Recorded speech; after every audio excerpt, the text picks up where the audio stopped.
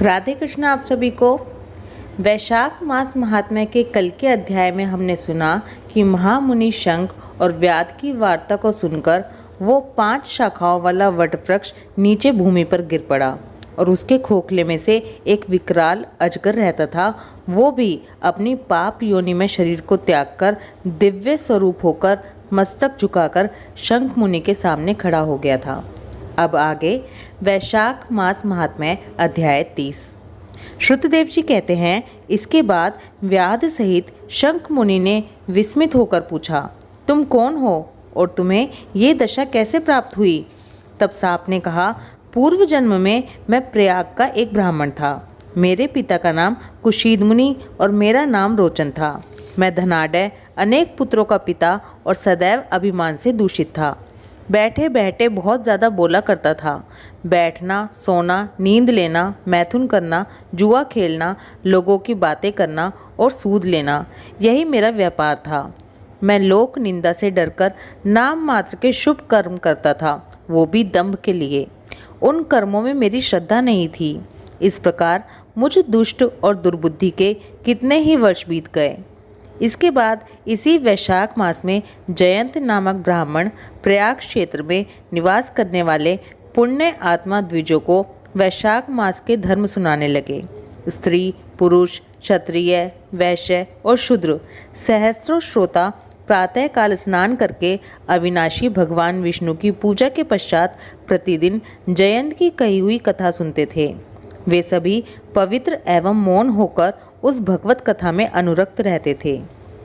एक दिन मैं भी कौतूहलवश देखने की इच्छा से श्रोताओं की उस मंडली में जा बैठा।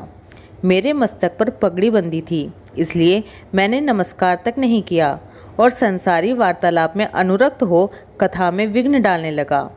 कभी मैं कपड़े फैलाता, कभी किसी की निंदा करता और कभी जोर से हंस पड़ता था। जब तक कथा समाप्त हुई तब तक मैंने इसी प्रकार समय बिताया। इसके बाद दूसरे दिन सन्निपात रोग से मेरी मृत्यु हो गई। मैं तपाए हुए शीशे के जल से भरे हुए हलाहल नरक में डाल दिया गया और 14 मनवंतरों तक वहाँ यातना भोगता रहा। उसके बाद 84 लाख योनियों में जन्म लेता और मरता हुआ मैं इस समय क्रूर तमोगुणी सर्प होकर इस वृक्ष के खोखले में निवास करता था। हे मुने, सौभाग्यवश आपके मुखारविंद से निकली हुई अमृतमयी कथा को मैंने अपने दोनों नेत्रों से सुना, जिससे तत्काल मेरे सारे पाप नष्ट हो गए। हे मुनिश्रेष्ठ, मैं नहीं जानता कि आप किस जन्म के मेरे बंधु हैं, क्योंकि मैंने कभी किसी का उपकार नहीं किया, तो भी मुझ पर आपकी कृपा हुई। जिनका चित्त समान है, जो सब प्राणियों पर दया करने वाले साधु पुरुष हैं, उनमें परोपकार की स्वाभाविक प्रवृत्ति होती है। उनकी कभी किसी के प्रति विपरीत बुद्धि नहीं होती। आज आप मुझ पर कृपा कीजिए, जिससे मेरी बुद्धि धर्म में लगे। देवादिदेव भगवान विष्णु की मुझे कभी विस्मृति ना हो और साधु चरित्र वाले महापुरुषों का सदा ही संग प्राप्त हो। जो लोग मद से अंधे हो रहे हों, उनके लिए एकमात्र दरिद्रता ही उत्तम अंजन है। इस प्रकार नाना भांति से स्तुति करके रोचन ने बार बार शंख को प्रणाम किया और हाथ जोड़कर चुपचाप उनके आगे खड़ा हो गया। तब शंख ने कहा, ब्राह्मण, तुमने वैशाख मास और भगवान विष्णु का महात्म्य सुना है। इससे उसी क्षण तुम्हारा सारा बंधन नष्ट हो गया। हे द्विश्रेष्ठ, परिहास, भय, क्रोध, द्वेष, कामना या स्नेह से भी एक बार भगवान विष्णु के पापहारी नाम का उच्चारण करके बड़े भारी पापी भी रोग शोक से रहित वैकुंठ धाम में चले जाते हैं। फिर जो श्रद्धा से युक्त हो, क्रोध और इंद्रियों को जीतकर सबके प्रति दया भाव रखते हुए भगवान की कथा सुनते हैं, वे उनके लोक में जाते हैं। इस विषय में तो कहना ही क्या है। कितने ही मनुष्य केवल भक्ति के बल से एकमात्र भगवान की कथा वार्ता में तत्पर हो, अन्य सब धर्मों का त्याग कर देने पर भी भगवान विष्णु के परम पद को पा लेते हैं। भक्ति से या द्वेष आदि से भी जो कोई भगवान की भक्ति करते हैं, वे भी प्राणहारिणी पूतना की भांति परम पद को प्राप्त होते हैं। सदा महात्मा पुरुषों का संग और उन्हीं के विषय में वार्तालाप करना चाहिए। रचना शिथिल होने पर भी जिसके प्रत्येक श्लोक में भगवान के सुयश सूचक नाम हैं, वही वाणी जन समुदाय की पाप राशि का नाश करने वाली होती है, क्योंकि साधु पुरुष उसी को सुनते, गाते और कहते हैं। जो भगवान किसी से कष्ट साध्य सेवा नहीं चाहते, आसन आदि विशेष उपकरणों की इच्छा नहीं रखते तथा सुंदर रूप और जवानी नहीं चाहते, अपितु एक बार भी स्मरण कर लेने पर अपना परम प्रकाश में वैकुंठ धाम दे डालते हैं, उन दयालु भगवान को छोड़कर मनुष्य किसकी शरण में जाए। उन्हीं रोग शोक से रहित चित्त द्वारा चिंतन करने योग्य अव्यक्त दया निधान भक्त वत्सल भगवान नारायण की शरण में जाओ। हे महामते, वैशाख मास में कहे हुए इन सब धर्मों का पालन करो, उससे प्रसन्न होकर भगवान जगन्नाथ तुम्हारा कल्याण करेंगे। ऐसा कहकर शंख मुनि व्याध की ओर देखकर चुप हो गए।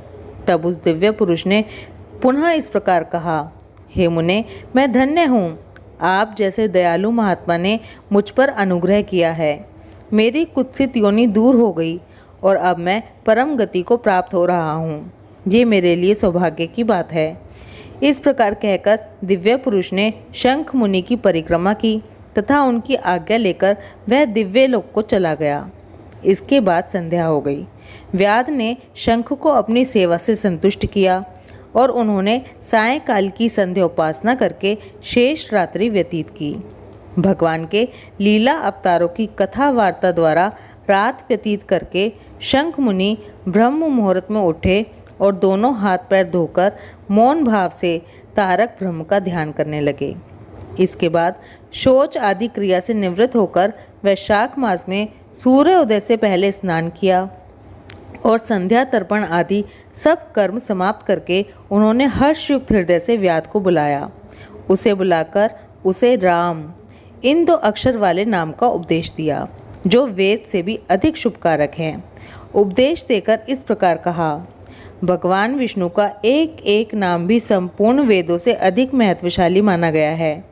ऐसे अनंत नामों से अधिक भगवान विष्णु सहस्रनाम है। उस सहस्रनाम के समान राम नाम माना गया है। इसलिए व्याध, तुम निरंतर राम नाम का जप करो और मृत्यु पर्यंत मेरे बताए हुए धर्मों का पालन करते रहो।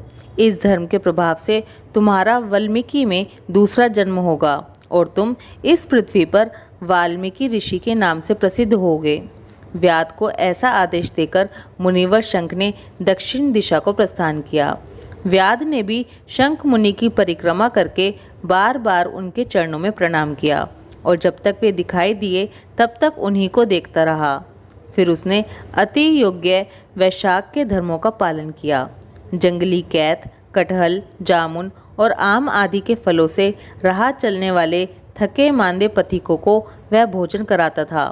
जूता, चंदन, छाता, पंखा आदि के द्वारा तथा बालू के बिछावन और छाया आदि की व्यवस्था से पथिकों के परिश्रम और पसीने का निवारण करता था। प्रातःकाल स्नान करके दिन रात राम नाम का जप करता था। इस प्रकार धर्म अनुष्ठान करके वह दूसरे जन्म में वाल्मीकि का पुत्र हुआ। उस समय वह महायशस्वी वाल्मीकि के नाम से विख्यात हुआ। उन्हीं वाल्मीकि जी ने अपनी मनोहर प्रबंध रचना द्वारा संसार में दिव्य राम कथा को प्रकाशित किया, जो समस्त कर्म बंधनों का उच्छेद करने वाली है। मिथिलापते, देखो वैशाख का महात्म्य कैसा ऐश्वर्य प्रदान करने वाला है, जिससे एक व्याध भी परम दुर्लभ ऋषि भाव को प्राप्त हो गया। ये रोमांचकारी उपाख्यान सब पापों का नाश करने वाला है। जो इसे सुनता और सुनाता है वह पुनः माता के स्तन का दूध पीने वाला नहीं होता। इस प्रकार संपूर्ण वैशाख का महात्म्य महाबुद्धिमान श्रुत कीर्ति के आगे कहा हुआ जैसे जैसे सुना या देखा उसी के अनुसार ही माधव मास की कथा वर्णन की गई है। इस महात्म्य को पूरी रीति से वर्णन करने की सामर्थ्य तो ब्रह्मा जी में भी नहीं है। पहले कैलाश के शिखर पर बैठकर पार्वती जी ने महादेव जी से पूछा, तब महादेव जी 100 वर्ष तक यही कथा कहते रहे, तो भी ये पूरी नहीं हुई। तब असमर्थ होकर भगवान चुप हो गए। विष्णु भगवान जगन्नाथ श्री नारायण के बिना कोई भी वैशाख मास का वर्णन पूर्णतया नहीं कर सकता। पहले सब ऋषियों ने मनुष्यों के हित का कामना करने के लिए थोड़ा थोड़ा वैशाख महात्म्य का वर्णन किया है, परंतु हे राजन, किसी ने इसका अंत नहीं पाया। असमर्थ होकर सब बैठे रहे। तू वैशाख मास में दान आदि सत्कर्म कर, इनसे निश्चय ही मुक्ति मिलेगी। ऐसा मिथिलापति राजा जनक को समझाकर श्रुतदेव जी राजा से पूछकर जाने का विचार करने लगे तो राजा को एक साथ आह्लाद उत्पन्न हो गया, नेत्रों से जल टपकने लगा। तब उत्सव करने में प्रवृत्त हुआ और अपनी वृद्धि के लिए श्रुतदेव जी को पालकी में बैठाकर गांव की प्रदक्षिणा कराकर चतुरंगिणी सेना को संग भेजा और पीछे पीछे स्वयं भी चला। फिर अंतःपुर में ले जाकर वस्त्र, आभूषण, गौ, पृथ्वी, तिल, सुवर्ण आदि सब प्रकार के वैभव आगे रख नमस्कार कर हाथ जोड़ सन्मुख खड़ा हो गया।